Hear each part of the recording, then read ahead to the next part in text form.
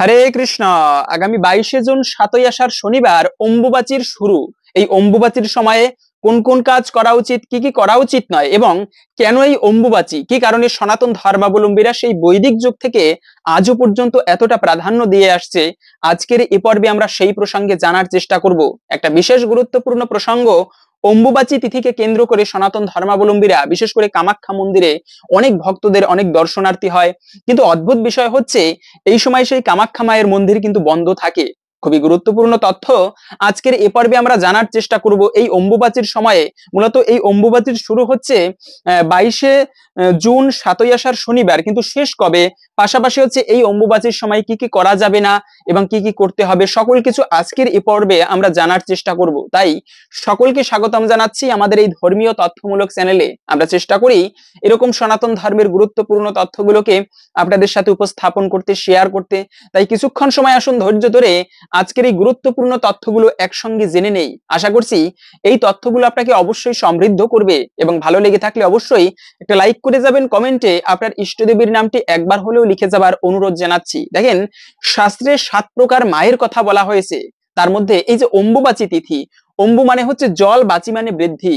যখন জলের বৃদ্ধি হয় মানে হচ্ছে এই যে গ্রীষ্মের প্রখর তাপ, এরপরে হচ্ছে সমস্ত পুষ্করিণী এই যে গ্রীষ্মের তাপে নদী নালাও শুকিয়ে যায় এবং বৃক্ষগুলোও শুকিয়ে যায় শুষ্ক কাষ্ঠের ন্যায়। তখন এরপরে যে মূলত আসে গ্রীষ্মের পরে বর্ষাকাল, আষাঢ় মাসের প্রথম দিকে এই মূলত এই অম্বুবাচী তিথি আসে।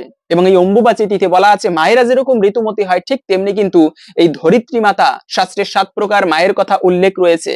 আত্মমাতা, গুরুপত্নী, ব্রাহ্মণী, রাজপত্নিকা, ধেনুর্ধাত্রী তথা পৃথ্বী, সপ্তৈত মাতরে স্মৃতা।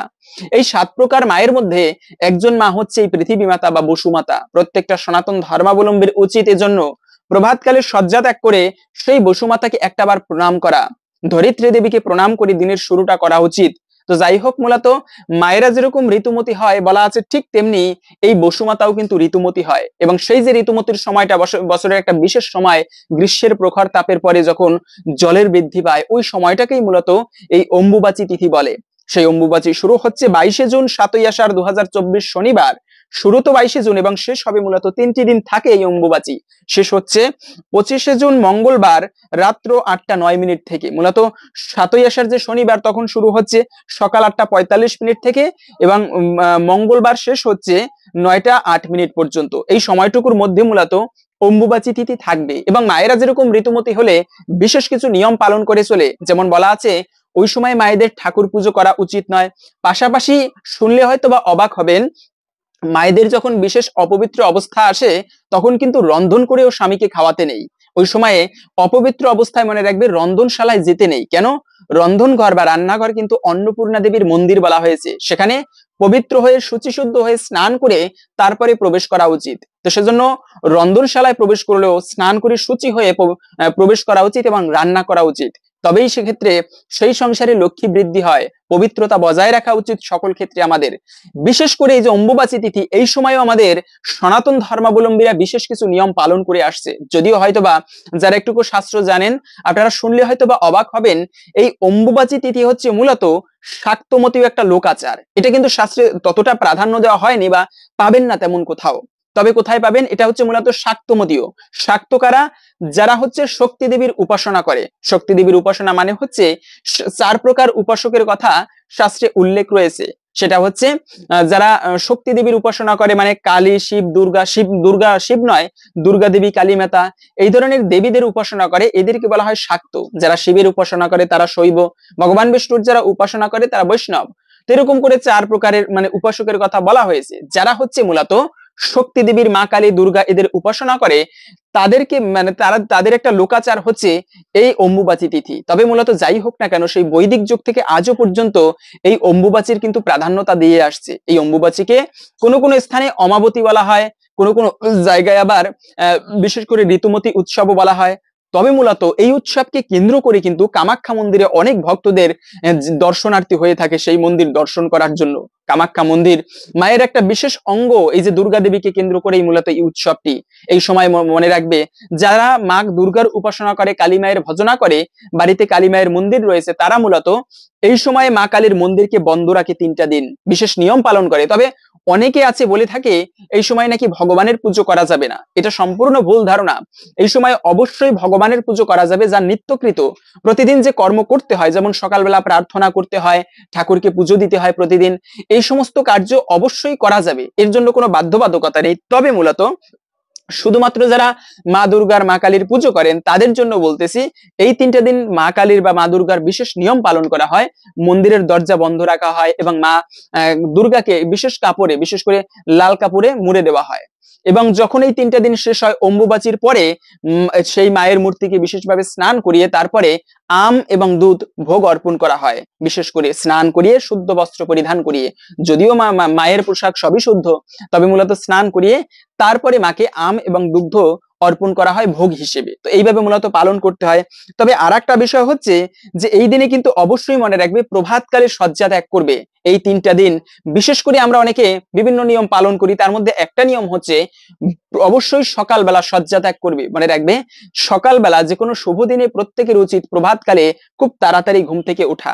দ্বিতীয়ত হচ্ছে এই দিন আর একটা কাজ করবে না, সেটা হচ্ছে ভগবানের প্রসাদ ছাড়া এই 3টা দিন অবশ্যই আমরা চেষ্টা করব ভগবানের প্রসাদ গ্রহণ করতে। অনেকে আছে বলে থাকে এই সময় নাকি রন্ধন করতে নেই, রান্না করতে নেই, এটা নিয়ম পালন করে। তবে মূলত শাস্ত্রে কোথাও বিধান দেওয়া হয়নি যে এই সময় রান্না করা যাবে না, রান্নাঘরে প্রবেশ করা যাবে না, অগ্নি প্রজ্বলিত করা যাবে না, এরকম শাস্ত্রে কোথাও বিধান দেওয়া হয়নি।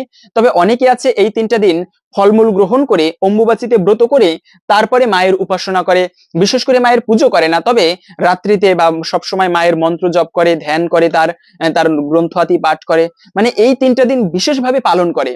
সেক্ষেত্রে অনেকে বলে থাকে যে এই সময় নাকি ব্রত করতে হয়। মনে রাখবে, ব্রতের কথাও কোনো শাস্ত্রে উল্লেখ নেই যে অম্বুবাচীতে ব্রত করতে হবে। সেক্ষেত্রে আপনি এই 3টে দিন বিশেষভাবে ভগবানের ভোগ গ্রহণ করতে পারেন। যারা নিরামিষ না খান, নিরামিষ খাবার খেতে পারেন, বিশেষভাবে একটু পালন করতে পারেন এই অম্বুবাচী। তবে মূলত কোন শাস্ত্রে কোথাও এই অম্বুবাচীর বিধান দেওয়া হয়নি যে ব্রত করতেই হবে এই সময়ে। এবং বলা হয়েছে এই দিন, এই সময়ে, অম্বুবাচীর 3 দিনে যে কোনো একদিন আপনি চেষ্টা করুন বৈষ্ণব এবং ব্রাহ্মণদের ভোজন করাতে। মনে রাখবে, দান হচ্ছে সর্বশ্রেষ্ঠ দান। আমরা এরপরে জানতেছি যে কাজগুলো করবে না, তার পূর্বে এই কাজটা অবশ্যই করা উচিত। জীবনে কোনো না কোনো এক সময় অবশ্যই বৈষ্ণবদের ভোজন করানো উচিত, ব্রাহ্মণদের ভোজন করানো উচিত। বৈষ্ণব দেখিয়া যে বা নানোয়ায় মুন্ডু তার মুন্ডু পরে গিয়া নরকের কুণ্ডু। যে ব্যক্তি বৈষ্ণবকে দর্শন করে মস্তককে নত না করে, তার মস্তক গিয়া নরকের কুণ্ডের মধ্যে পড়ে। এটা স্বয়ং চৈতন্য চরিতামৃতে উল্লেখ করা হয়েছে। তাই কৃষ্ণদাস কবিরাজ গোস্বামী এটা উল্লেখ করেছেন। সেজন্য যাই হোক, মূলত এই অম্বুবাচীর সময় আপনি অবশ্যই বৈষ্ণব ব্রাহ্মণদের ভোজন করাতে পারেন। অন্নদান যাকে বলা হয়েছে, সব থেকে শ্রেষ্ঠ দান হচ্ছে অন্নদান করা। এবং আরেকটা বিষয় হচ্ছে এই সময় অবশ্যই বেশি করে তুলসীর সেবা করবে। অনেকে বলে থাকে হ্যাঁ এই সময় যে কাজটা ভুলেও করবে না, তার মধ্যে প্রথমত হচ্ছে, মনে রাখবে, এই অম্বুবাচীর সময়ে প্রথমত হচ্ছে যেটা, সেটা হচ্ছে ভূমিকরণ করতে নেই, মাটি কাটতে নেই, বা মাটিতে বৃক্ষরোপণ। দেখেন, বৃক্ষরোপণ করা খুবই শুভ। বলা আছে যে ঋতুমতী হবার পরে মায়েদের যেরকম সন্তান ধারণ করার জন্য উপযুক্ত সময়, বলা আছে এই অম্বুবাচীর পরে এই মানে মাতৃদেবীর, এই যে বসুমাতা দেবীর সন্তান ধারণের উপযুক্ত সময়। কিন্তু এই অম্বুবাচীর সময় ভুলেও কখনো উচিত নয় বৃক্ষরোপণ করা বা মাটি খোঁড়া। এতে কিন্তু এই বসুন্ধরা মানে বসুমাতা দেবী ভীষণভাবে রুষ্ট হয়। তবে আপনারা অম্বুবাচী শেষ হলে অবশ্যই যে কোনো একটা ভালো বৃক্ষ রোপণ করবেন। প্রতি বছর আমাদের প্রত্যেকের উচিত বৃক্ষ রোপণ করা। বৃক্ষরোপণেও খুবই পুণ্য হয়ে থাকে। বিশেষ করে যে কোনো একটা ফলবতী বৃক্ষ অথবা সুগন্ধি পুষ্পের বৃক্ষ রোপণ করা উচিত আমাদের বাড়িতে। তো যাই হোক, এই অম্বুবাচীর তিথিতে মূলত আপনারা মাটি খুঁড়বেন না। সেক্ষেত্রে অনেকে বলে থাকেন তাহলে তুলসী সেবা করা যাবে, কেননা তুলসী দেবীর বৃক্ষের নিচে জল অর্পণ করতে হয়। হ্যাঁ, তুলসী দেবীর সেবায় কোনো বিধি নিষেধ নেই, অবশ্যই প্রত্যহ তুলসী সেবা করতে হবে, কেননা এটা নিত্যকৃত, প্রতিদিন করতে হবে তুলসী সেবা। এবং দ্বিতীয়ত হচ্ছে এই সময়ে কিছু মাঙ্গলিক কার্য, ধর্মীয় অনুষ্ঠান নিষিদ্ধ বলা হয়েছে এই অম্বুবাচীর সময়। যেমন হচ্ছে গর্ভাধান সংস্কার, বিবাহ কার্য, গৃহে প্রবেশ অনুষ্ঠান, বিদ্যারম্ভ, এই সকল কার্যকে এই অম্বুবাচীর সময় আপনারা অনেক সময় পঞ্জিকা পড়লে সেখানে পেতে পারেন যে বিবাহ কার্য বা গর্ভাধান সংস্কার এই অম্বুবাচীর সময় করা যাবে। কিন্তু মূলত কখনো এই অম্বুবাচীর সময়ে এই ধর্মীয় কার্যগুলো বা স্বাভাবিক কর্মগুলোকে নিষিদ্ধ করা হয়েছে। তবে মূলত আর একটা বিষয় হচ্ছে এই অম্বুবাচীর সময়ে আমিষ এবং নেশাকে অবশ্যই আমাদের বর্জন করা উচিত। এমনিতেও তো জানি নেশা ভালো নয়, তবে অন্ততপক্ষে এই 3টা দিন আমাদের প্রত্যেকের উচিত নেশাকে বর্জন করে ভালোভাবে একটা সুশৃঙ্খল জীবন যাপন করা, শুদ্ধময় জীবন যাপন করা উচিত অন্ততপক্ষে এই 3টা দিন।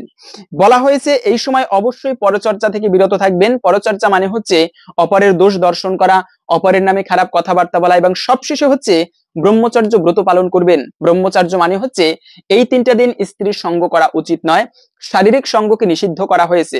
যারা আধ্যাত্মিক স্তরে উন্নতি করতে চায় তাদের অবশ্যই উচিত ব্রহ্মচর্যকে ধারণ করা, তবে সে ব্যক্তি সহজেই অল্পতেই আধ্যাত্মিক স্তরে উন্নতি করতে পারে। তবে এই 3টা দিন মূলত এই কার্য থেকে অবশ্যই আমাদের বিরত থাকতে হবে, ব্রহ্মচর্য ব্রত পালন করতে হবে। তো হরে কৃষ্ণ, আশা করছি আজকের এই গুরুত্বপূর্ণ তথ্যগুলো জেনে আপনি একটুকু হলেও সমৃদ্ধ হয়েছেন। ভালো লেগে থাকলে অবশ্যই একটা লাইক করে যাবেন এবং কমেন্টে ইষ্ট দেবতার নামটি একবার হলেও লিখে যাবার অনুরোধ জানাচ্ছি। ভগবানের কৃপায়, মা দুর্গার কৃপায় সকলের জীবনে সমৃদ্ধ আসুক এই কামনা করে আজকের ভিডিওটি এখানে সমাপ্ত করছি।